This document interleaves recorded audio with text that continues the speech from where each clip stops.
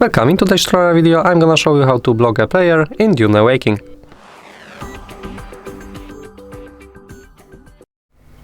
So to do it, you have to press a P button on your keyboard to open the players menu, and here press F or on this button to search for a player. To block a player you have to know the exact name of this player. For me it's gonna be a Quill, because I don't like him. Just a joke, he did nothing to me, I just saw him on the map. And I'm gonna show you how to block this player. You have to press on him and click here on the block. You can also remove this blockade by the same way, just press here unblock and it's done. That's all for today, leave a like, comment and subscribe to our channel. Bye!